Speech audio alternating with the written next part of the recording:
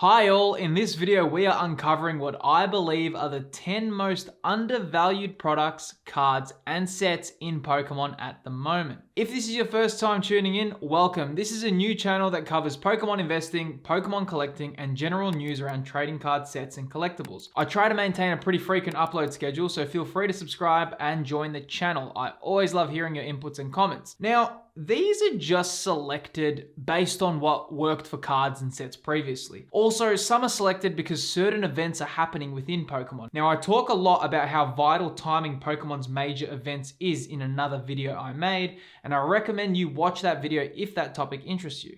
However, without further ado, the top 10 most undervalued Pokemon products at the moment. Number 10 is Beedril V from Astral Radiance. This card is just crazy cool, man, and Beedril is such a fan favorite. Being a Generation 1 Pokemon, nearly all players were introduced to Beedril at some points in their playing times. It's also had a fair bit of times when Pokemon showed it love, with Mega Beedril being one of the most coolest Mega Evolutions ever to be released, with an insane speed stat for competitive play as well. When TCG Player released the pull rates for Astral Radiance, the chances to specifically pull Beedril V was something absurd, like 1 in every 600 to 800 packs. This card is ridiculously rare, and you can pick it up for dirt cheap. Not only that, but the artwork is pretty awesome. This card definitely feels like a hidden secret given how difficult it is to actually pull. Who knows how long this can actually stay this low for, but honestly, this one feels like an easy buy. Now, number 9 is illustration story artwork sets. Now, I have a feeling with the implementation of Scarlet and Violet, they really wanted to push storyline illustration rares. And I feel collectors in the future will actually love to buy these as a set. It almost feels incomplete without having all the story or all 3 of the cards in the story. They're really cool and they're super unique. They aren't too expensive to get in a collection and they look absolutely incredible in a binder. In the future, I feel selling these as sets will be an easy sale, and also you get to liquidate 3 products at once. Especially as time goes on, some of the cards from the sets will be harder and harder to find, and having few PSA 10 copies of these could be an interesting hold for the future. Number 8 is the 4 gold cards from Crown Zenith. Now, I spoke about my top 5 Pokemon investments in a previous video, and I mentioned these in that video. Feel free to check it out if that interests you. However, these artworks are stunning and they are the Gen 4 legendaries. Right now, most of them have tanked significantly in value and they're continuing to drop. They are having a hard time finding their feet, but being gold variations and being the chase cards of the set, they really nail it. These aren't like the other gold cards where it's just a Pokemon on a gold background. These have a super unique artwork that actually fit within the gold theme. They aren't that hard to pull, so the pull rates aren't too crazy, but these could have an interesting future given the fact that they are Gen 4 legendaries in gold artworks. Now, the next 3 are actually all the same Pokemon, but if I'm being real as an investor, I need to include them as they all fit the investment checklist. Number 7 is Crown Zenith Pikachu's Secret Rare.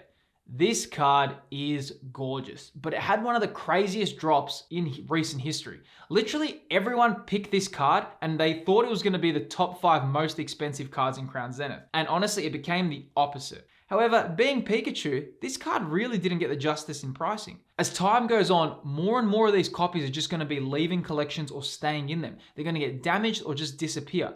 Don't forget, you have millions of Pikachu collectors out there, and fans who enter the hobby at later dates will want to try get this amazing Pikachu artwork in their collection. Now, number 6 is a super budget-friendly option, and it's a Trainer Gallery card, but it's Trainer Gallery Pikachu from Lost Origin. Now, not only do you have Pikachu, you also have a trainer having a nap next to the Pikachu. It's a really unique artwork, and this is important. Collectors love unique artworks. This really makes the difference. Not only that, but this card is $3 in near mint. So I really wanted to include a budget-friendly option in this video, and this is the kind of card to look out for. The price point to get in is so low that losing value is going to be super hard. And so for this reason, this card makes the list as my budget-friendly option. And it's kind of a shame that they wasted such a good artwork on a trainer gallery, not on an alt art, but what do you do? Now, number 5 is Gigantamax VMAX Pikachu from Lost Origin. Again, ace Pokemon, millions of Pikachu collectors, super difficult to pull, and it has red on the artwork. It's a really cinematic card, and having both red and Pikachu on the artwork will only do it favors. Right now, the card is pretty easy to get. To be honest, I actually am not that much of a fan of this card. I sent one to grade that I had in my collection and it came back a 10. Now, it's definitely not my favorite card, but I can't deny it as an investment in the long term. Like I always say, Gen 1 has the most fans. It has the most nostalgia. The most people run towards Gen 1 sets. You know, this card, when you combine Pikachu being a Gen 1 Pokemon, along with the trainer of the card, you've made a recipe for long-term success. Irrespective of what I think of this card, it's actually a pretty good investment for the long term. Now, number 4 is Lost Origin booster boxes. Now, Lost Origin has gotten some decent love on this video, with both Pikachus making the list.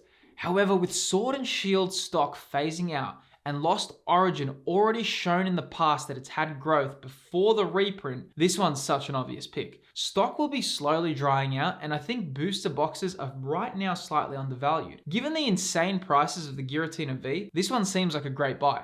Not only that, but the Aerodactyl is also at a nice price. It also has some incredible artworks and a real great theme. It's technically a Giratina themed set, and Giratina is a huge fan favorite with a huge fan base. Given this, I think the fact that you can still pick up Lost Origin at retail, to me this one seems like a great set and still undervalued. Now, number 3 for undervalued cards is the Pokemon 25th Celebrations Metal Gold cards. Now, this one is undervalued for one specific reason. While they are expensive, it's more to the point about how Celebrations got blindsided by the new demand for new Pokemon collectors. When Celebrations released, the hype for Pokemon cards reached record new highs, and there wasn't enough product to meet demand. Anyone around during Celebrations knows just how hard it was to score the ultra premium collections. These cards are undervalued by the fact that they're one of a kind and they're the only metal versions of these cards. Along with the fact that PSA has just only recently started accepting metal cards to be considered for grading, so this is only going to be helping their value. These wouldn't be as plentiful as people think. And to add to the fact, Sealed Celebrations has just rose significantly in value. While there's nothing inherently special about these cards, the fact that they are metal cards and the fact on how many new people entered the hobby, these are still priced pretty reasonably, and they could see some real growth given the fact that they are OG base set cards in metal forms. We'll have to see how these perform, but I think right now the price point's pretty good. Now, number 2 is the Blastoise and Venusaur VMAX Gigantamax cards. Now, these are the only Gigantamax cards available for both Venusaur and Blastoise, and both were released only in special promotional boxes. There's literally no other way to get these cards other than the promo boxes. If a Blastoise or Venusaur collector in the future was looking for the Gigantamax version of these cards, these two would be your only option. Not only that, they are very, very difficult to grade, because when they came in promotional boxes, the edge wear and small dints are very common in the boxes, and they get damaged during transits or when they sit on shelves. So scoring good grades of these is very difficult. I mean, when you look at Charizard, the other starter, you have so many options to pick up a Gigantamax form in these cards. You've got the UPC promos, you've got Darkness Ablaze, Shining Fates, and Champion's Path. You actually spoil it for choice. With the other two Gen 1 starters, you've only got these cards. And even if you bought the promo box, it's likely the card won't score a good grade because of the packaging. So it is a rare PSA 10 copy. Not only that, but with Gigantamax and Gen 8 being well and truly left in the past, it's very unlikely you'll ever see the Gigantamax artworks again on card artworks, at least not until Gen 8 gets some remake or something of that nature. So for this reason, I most certainly think these are a great pickup that won't break the bank. And if you can get them in a 10, even better. Now, number 1 on the list, the most undervalued card is Fusion Strike Celebi V.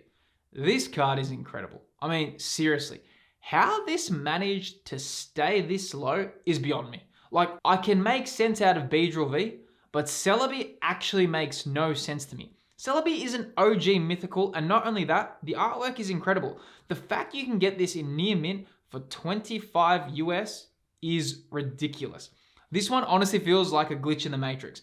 The pull rates for the Celebi were calculated by TCG Player at 4,000 packs to be around 0.21% of pulling this specific card. How is this stuck at $25? It literally makes no sense. I'd understand if the artwork was boring or not up to par, and I mean, sure, it might not be as good as, Moltres V or Giratina V, but still, it's not a bad artwork by any means. I mean, I actually love the purple monochromatic background and how it gives the perfect balance between being a grass and psychic type. So this card, it literally makes no sense to me. In fact, this card is the top pick for being undervalued and nothing even comes close to being second. The fact that Celebi is such an OG too makes me wonder if this was just an oversight with the collectors. I'm not sure, but whether or not this card eventually rises or if it stays here, that's up for debate. But knowing how hard this card is to pull, something's seriously not adding up. Let me know what you guys think. Feel free to comment, and I'd love to know what cards you feel are undervalued. Also, if you enjoyed the content, feel free to subscribe. I'd love to have you on board the channel.